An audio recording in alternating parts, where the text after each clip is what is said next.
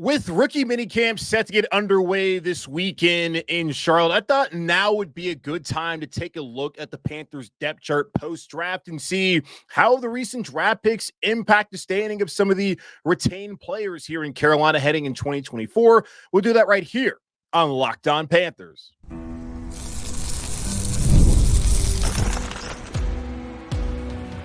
You are Locked On Panthers, your daily Carolina Panthers podcast.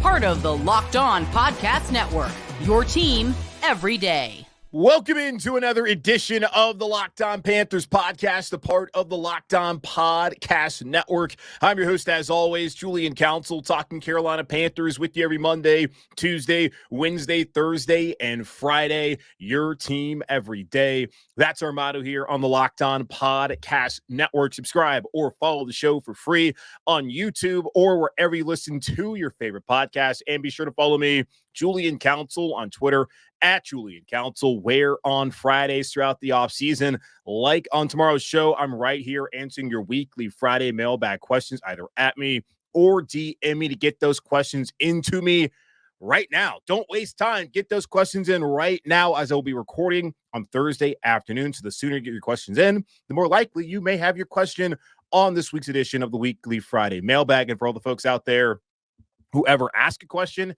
and I don't get to it, I always try to answer it at least there in your DM. So apologies if I did not answer your question on the show. If I have not gotten back to you, I plan on getting back to you at a point in time. So at me, DM me, at Julian Council, get those questions in for tomorrow's edition of the weekly Friday mailbag right here on Locked On Panthers. Today's episode of Locked On Panthers is brought to you by Gametime. Download the Gametime app, create an account, and use code LOCKEDONNFL for $20 off your first purchase. Terms apply. Big weekend here in Carolina. It is rookie minicamp weekend here in Charlotte, which is a great time to start to see the Panthers draft picks. We get to see Xavier Legette out there on the field. We get to see Jaden Crumedy from Mississippi State on the field. That's awesome. It's one more small step towards actual football being played at Bank of America Stadium and across the NFL, and I'm happy about that.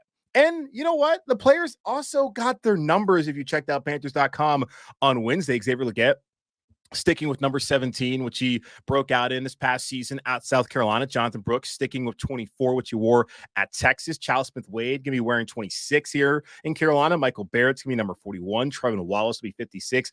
Tavion Sanders not going to be 0 anymore. He's going to be wearing 85. And I think 0 is still available now that Brian Burns, the only player in Panthers history, is no longer here in Carolina. And the only player in Panthers history to wear 0 is no longer here in Carolina. Jaden Crumedy wearing 96. So there you go. There's the numbers of your rookie draft class here in 2024.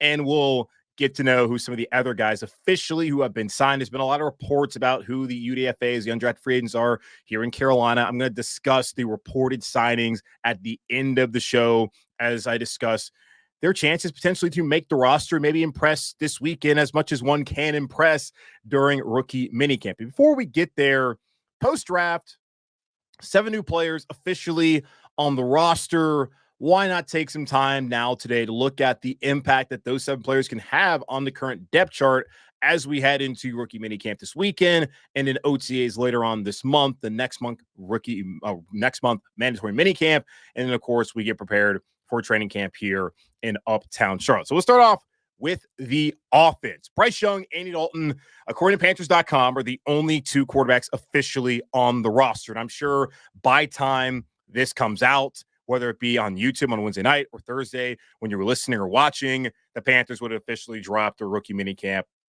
roster and announced the guys that they signed as undrafted free agents. But as of this recording, that has not happened. So Bryce Young, Andy Dalton, those are your 2 top quarterbacks. And I don't think that's necessarily going to change no matter who they signed or will sign down the road.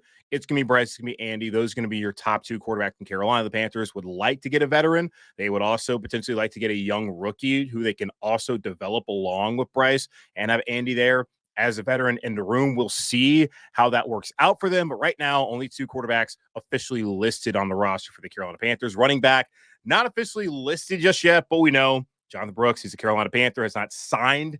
Neither of the draft picks have signed. And I think at some point, you might find out this weekend that a couple of those guys, maybe one or two, have signed officially in Carolina. We'll see how that pans out. I'm not necessarily concerned about any of the 7 holding out and not being Carolina Panthers when it matters most, which will be during training camp. I expect all of them to be a part of OTAs, all those that are healthy enough to do so. Jonathan Brooks, of course, will not be healthy to do that. Should be good to go once training camp rolls around late in July. But right now, looking at the depth chart, I have him as the top Panthers running back. Chuba Hubbard probably should be up there just based off of his availability right now and his experience and all that they've said about him this offseason that I've actually believed. All the lies have been told to us about Miles Sanders.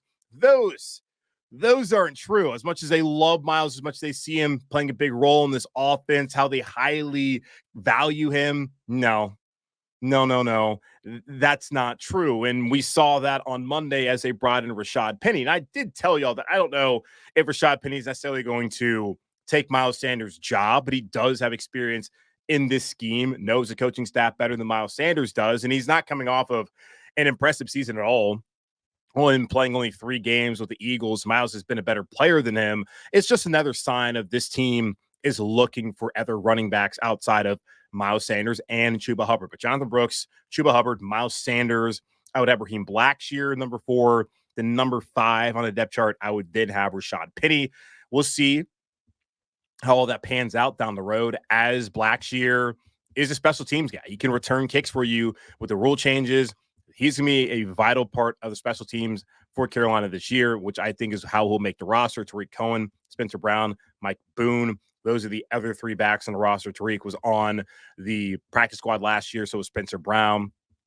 And if Tariq's healthy, maybe like Raheem Blackshear and possibly Xavier Legette, he could be someone who could help them out when it comes to being a returner, a punt returner especially, which he did really well when he was in Chicago, helped him get paid before he had that awful string of injuries. Now, Amir Smith-Marset is still back here in Carolina. Competition, though, it's a good thing to have on your roster, especially if you're coming off of a 2-15 season and needing to have many overhauls on both sides of the ball, which we went over earlier this week on the show. Wide receiver, Deontay Johnson, Adam Thielen, Xavier Legette.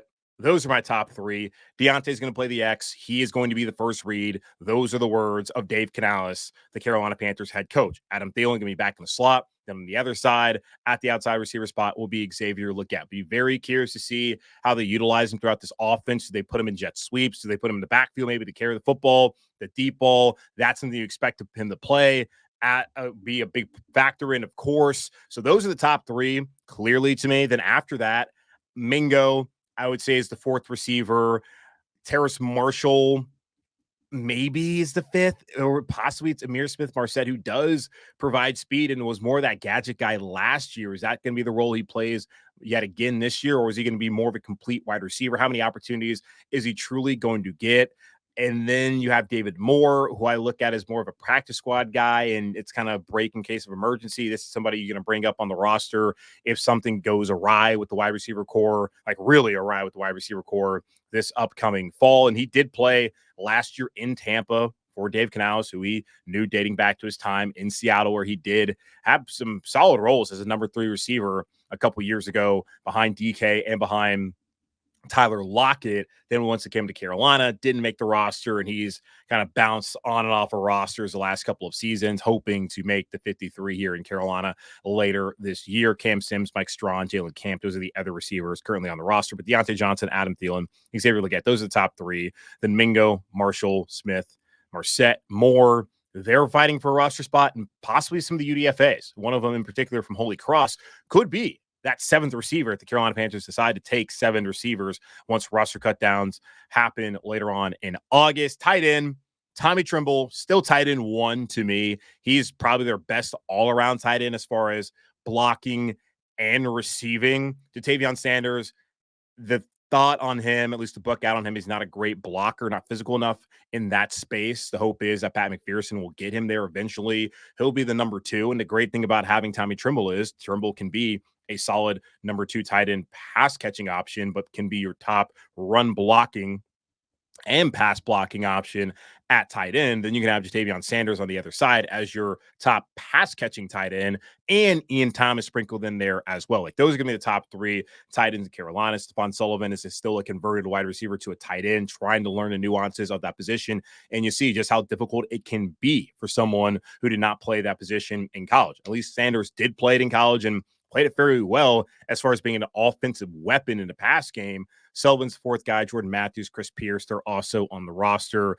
I will be interested to see how many tight ends they decide to carry, and if they want to bring in anyone else, maybe with some veteran experience. Offensive tackle, Ike Ekwonu, Taylor Milton, those are going to be your bookend tackles at left and right, respectively. Yosh Nijman, he is your swing tackle. They signed him from Green Bay this offseason. El Manning, who they picked up late last year from San Francisco. Apologies to El Manning for missing out on going to the Super Bowl. Ricky Lee, Badara Traore, those are the other tackles. Pretty clear, the top three guys, Ike, Taylor, Yosh Nijman. Anything happens to Ike or Taylor, knock on wood, Yosh will be up there. There's a possibility that Brady Christensen, who's also played both tackle spots during his career in Carolina under two different coaching staffs.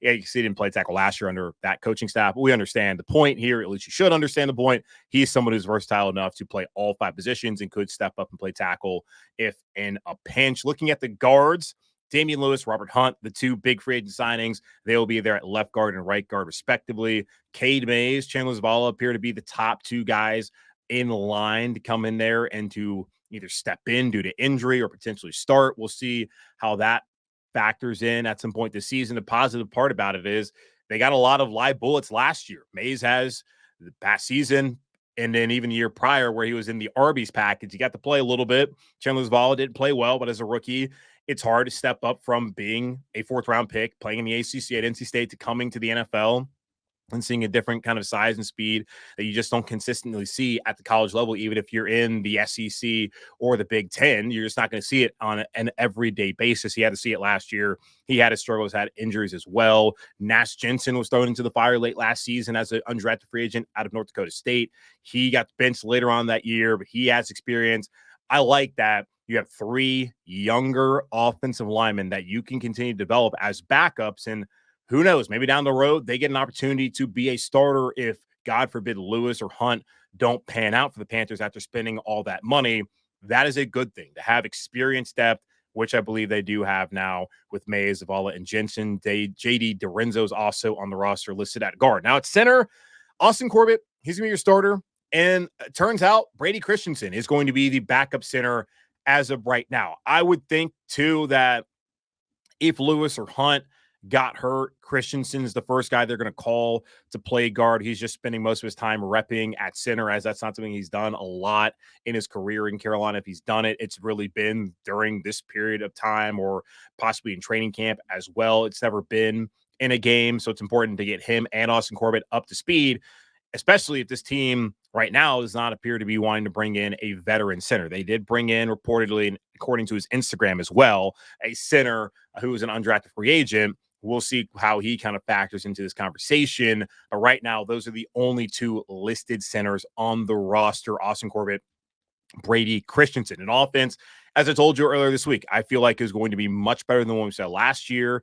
I don't think they're going to be a bottom third NFL offense. Having an offensive line with the kind of talent and depth and experience that they have, that in itself will allow the Panthers to be able to run the ball, control the line of scrimmage, and give the passing game an opportunity. Now, will the playmakers on the outside make enough plays? Will Bryce Young show the consistency that we failed to see from him last year for a multitude of reasons? Can he look more like the guy we saw against the Packers than not?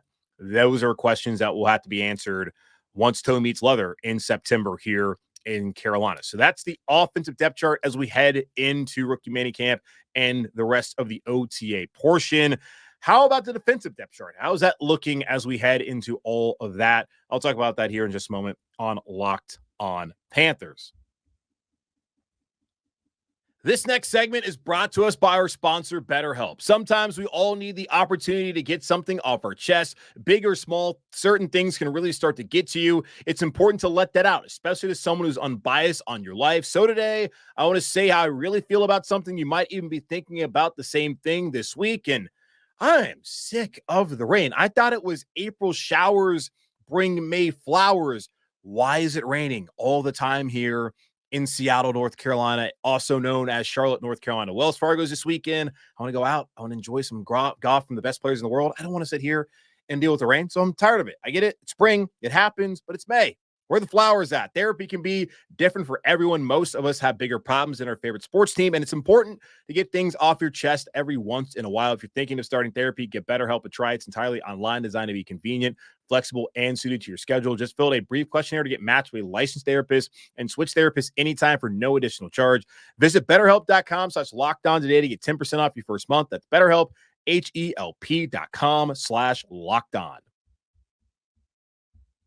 We took a look at the offensive depth chart. We also took a look at the offense heading into 2024 post-draft and thinking about how it could look. I think it's going to be a lot better than it was last year. Can't be worse. And adding the offensive line pieces, having the depth there, another year under his belt for Bryce Young, getting the offensive skill position players on the outside like Deontay Johnson and the guys they added in the draft should be a better offense this year. Don't know how much better it's going to be. It's going to be better. But will it be top half the NFL? Will it be a top 10 offense, dare I say?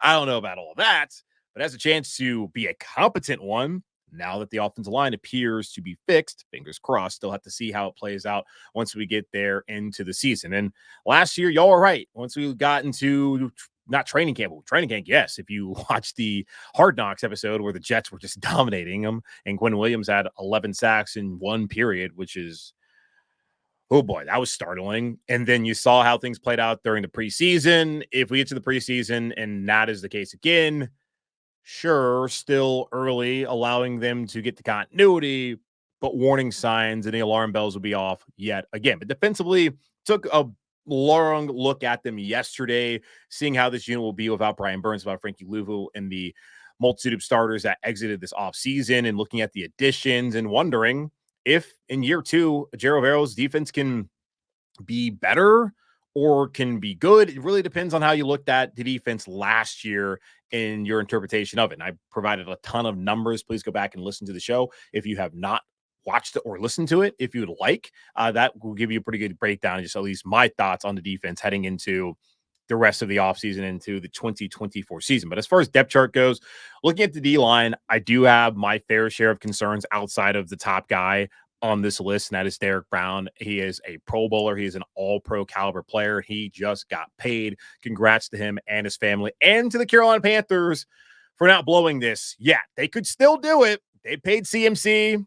They paid DJ, and then they sent them out the door because they couldn't figure out what the hell they were doing at quarterback. Derek Brown, he has not been a casualty yet to this team's ineptitude, to quote Scott Fowler when speaking of what David Tepper has done to our beloved franchise here in Charlotte, North Carolina. But Derek Brown, he is the top player there on the defensive line, will be a starter yet again. Shai Tuttle will also be starting for them. Then A'Shawn Robinson replacing Deshaun Williams. I believe that is an upgrade. Should be better against the run this season.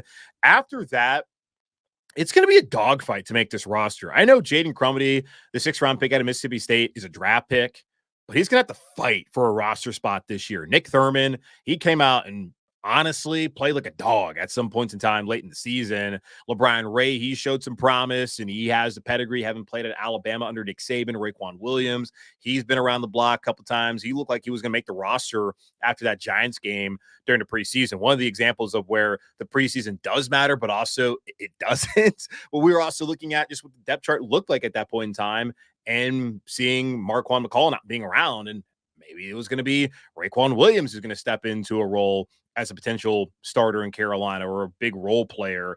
And that really wasn't the case last year. With those 4 guys, Crumedy, Thurman, Ray, Williams, all going to be fighting for a roster spot. I think Thurman's probably going to be fine.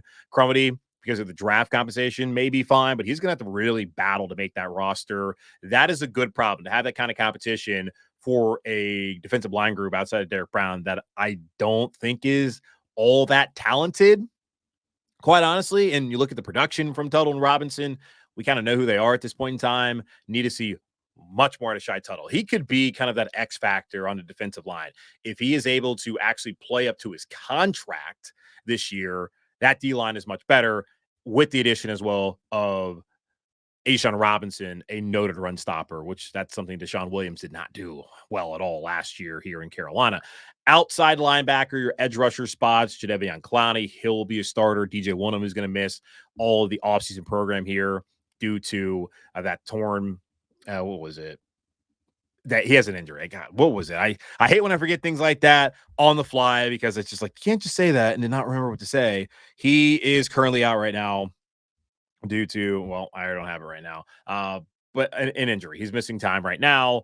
And sure, someone will text me and tell me what it is, and I can let me just look it up here on the show as I'm doing a terrible job remembering things. There's a lot of things to remember, y'all.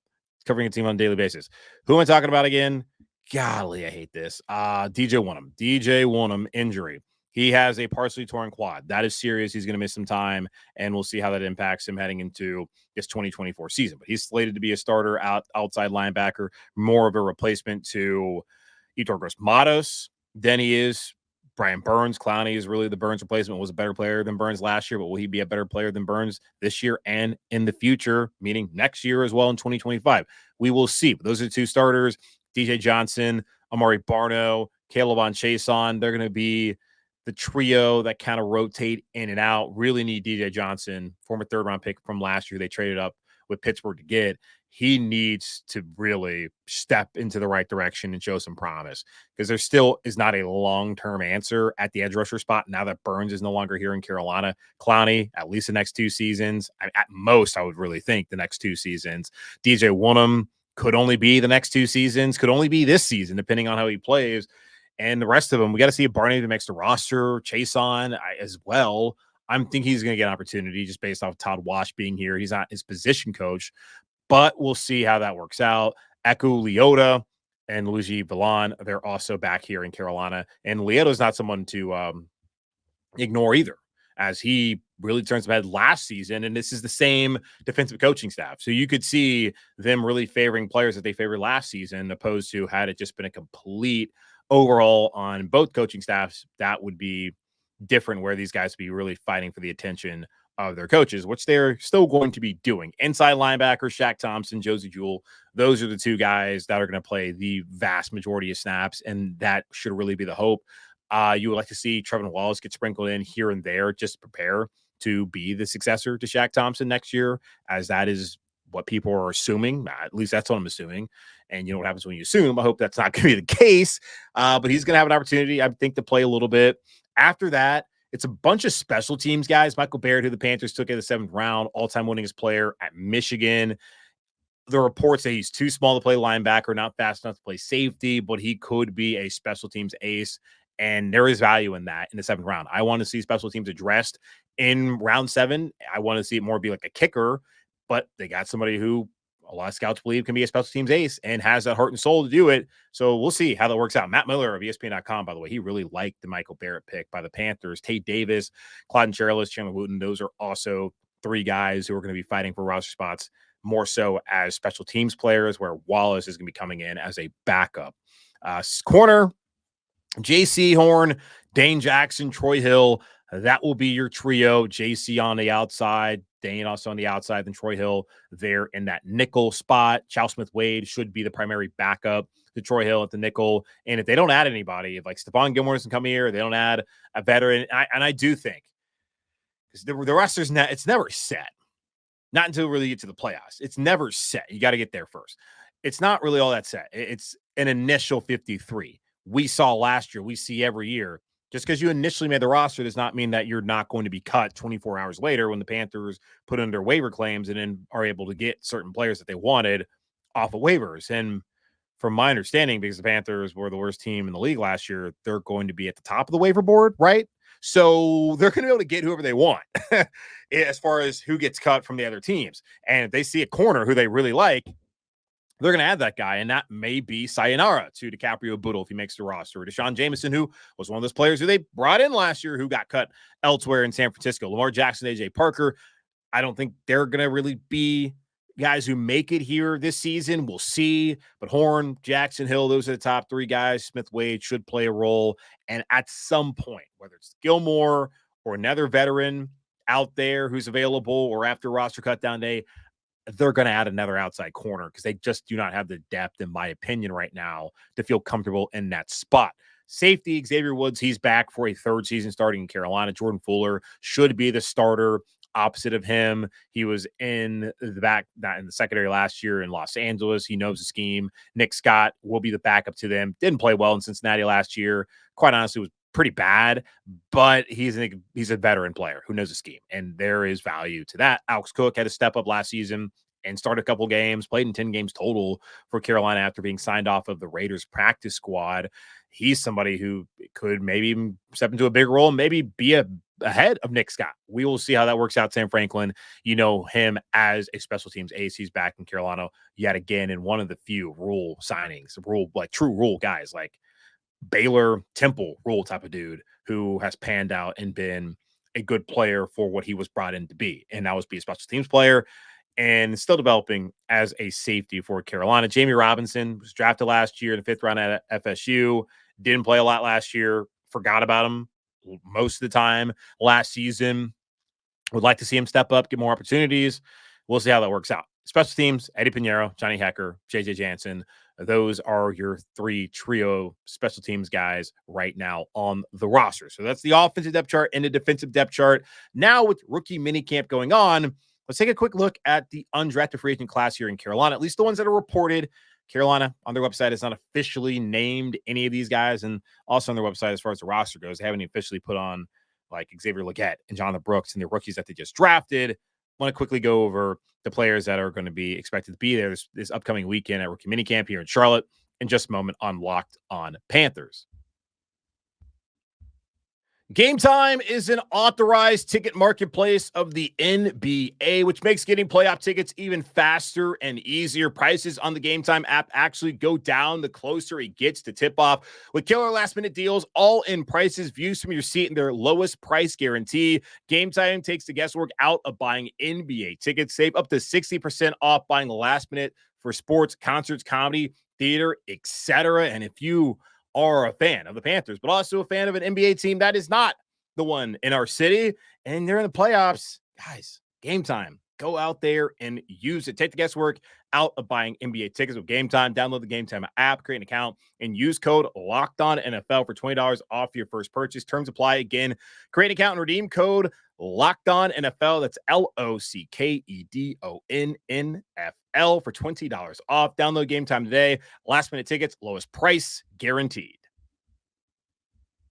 This weekend will be the first time that fans, I don't know if fans are allowed there, but the first time that we'll get a glimpse of the Carolina Panthers 2024 rookie draft class. And it'll be the first time we get a glimpse at the players that have been signed as undrafted free agents post-draft here in Carolina as rookie minicamp is going on this weekend in Uptown Charlotte there on Mint Street. So good to see Xavier Legette here in town wearing number 17. We'll get to see the rest of those guys as well. Now, the Panthers, at least as of this recording on late Wednesday afternoon, have not officially announced who are their undrafted free agents. They haven't even put their rookie class officially on the website as far as like on the roster, but there has been plenty of tweets over the last couple of weeks about the guys that are reportedly have signed in Carolina as undrafted free agents. I want to go over that list real quick here and even point out a couple guys maybe to look at this weekend, as there will be tryouts too. There may be some guys who are tryout players who are going to get invites, who are going to try to make the roster as they try to get to 90, or they're going to have to get to 90 as they get to 90.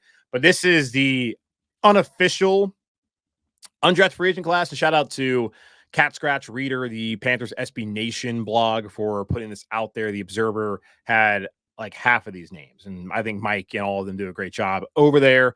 They just didn't have the update just when the last article I looked at there. But Jack Plummer, quarterback out of Louisville, he could fit into the role of being that third quarterback. They didn't draft one, and there was reports from Joe Personally at Athletic that they were interested in doing that. And as we know, that did not happen. They could still get a veteran.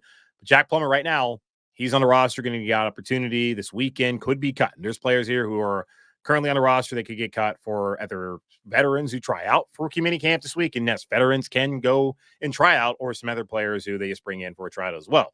Sam Pinckney, wide receiver out of Coastal Carolina. Taylor Upshaw, he's an edge rusher out of Arizona. Jalen Coker, wide receiver out of Holy Cross. Holy Cross was a damn good FCS school last year. Bob Chesney, he is now the head coach there at JMU up in Harrisonburg. The Dukes have an outstanding football program that was built under Kurt Cignetti, former Elon coach, my alma mater. He's now at Indiana. Now Bob Chesney leaves Holy Cross to go continue the tradition there at JMU, and he has the resources to do it, especially for a G5 school in the Sun Belt. Jalen Coker is somebody that has drawn some praise from Steve Smith. Steve Smith also praised Jonathan Bingo. We did not see that happen so far. Not saying that Steve Smith Sr. doesn't know what he's talking about, because obviously Steve knows everything. Doesn't know everything, but he knows a great deal about playing wide receiver, and far more than I'll ever know about playing wide receiver at a high level in the NFL. But he likes Jalen Coker, and that's good to hear. And having mentioned earlier where there's 7 guys we're talking about, I don't think David Moore is a shoe-in to make the roster. I don't think Terrace Marshall Jr. is a shoe-in to make the roster. There is opportunity for some of these young guys to make the roster initially, and then we'll see then what happens with roster cutdown, as Panthers, again, have the top priority when it comes to the waiver wire this year, because they were the worst team in the league last year, unfortunately. Popo Amave out of Oregon, he's a nose tackle. Willie Drew, cornerback out of Virginia State. Derek McClendon, linebacker out of Colorado. Andrew Rame is a center from Oklahoma. And as I mentioned these guys have not been officially announced by the Panthers, but he's on his Instagram page as a Panthers player. So Andrew Rame is a center for OU from last year, spot where the Panthers did not draft a center. I wanted to see them do that. They decided not to do it. Brady Christensen is their backup center. Austin Corbs, their starting center. Is it possible that Rame, who's been a 2-year starter at OU, built by Biedenbaugh, Bill Biedenbaugh, one of the best offensive line coaches in football, period, he was able to work with him the last couple of seasons. Maybe Rame comes in here and pushes for a spot. We'll see. Deshaun Gaddy, corner out of Ole Miss. Jeremiah Crawford, guard out of Tennessee. Damani Richardson, a safety out of Texas A&M. Devin Carter, wide receiver from West Virginia by way of NC State. Jaden Sheridan, running back from Monmouth. And this is a running back group that is loaded, so it'll be very difficult. Loaded as far as experienced players and just what they just drafted and traded up to get in Jonathan Brooks. Yeah, so it'll be tough for him to make the roster. Jackson Mitchell, linebacker out of UConn. Harrison Mevis, kicker out of Mizzou. It's another one who I have my eye on. Was a really good kicker last year. Hit that 62-yard bomb to beat Kansas State. Had up and down tenure at Mizzou. 83% career kicker. Not the greatest. Going to have to be far more consistent, of course, in the NFL. But it's nice to have someone to come in, push Eddie Pinheiro, and see where that goes. Christian Duffy, offensive lineman from Kansas State, and they always have great O-linemen from K-State. Can't count him out. Kenny Dyson, defensive end from Bryant up in Rhode Island. Those are the unofficial undrafted free agent class here in Carolina. We'll officially get those names truly, I'm sure, probably on Thursday or Friday as rookie minicamp begins here in Charlotte. I just want to get those out there. Again, hat tip to Cat Scratch Reader, the SB Nation blog, covering your Carolina Panthers, for compiling this list. But that's going to wrap up this edition of the Locked On Panthers podcast, a part of the Locked On Podcast Network, hosted by yours truly, Julian Council. Again, y'all, subscribe and follow the show for free on YouTube or wherever you listen to your favorite podcast. And be sure to follow me, Julian Council, on Twitter, at Julian Council, where tomorrow on Friday, I'm back once again answering your weekly Friday mailbag questions. As you listen to this or watch this right now, at me, DM me, follow me on Twitter at Julian Council, and get those questions into me now. And you can DM me. If you try to DM people and to verify and you don't pay for Twitter, then you can't do it. I don't pay for Twitter. That's ridiculous. So you can DM me without an issue at all. If you don't want to DM me, you can at me, and that will be cool as well. So get those questions into me right now. But in the meantime, be safe, be happy, be whole as always, and forever, y'all, keep pounding.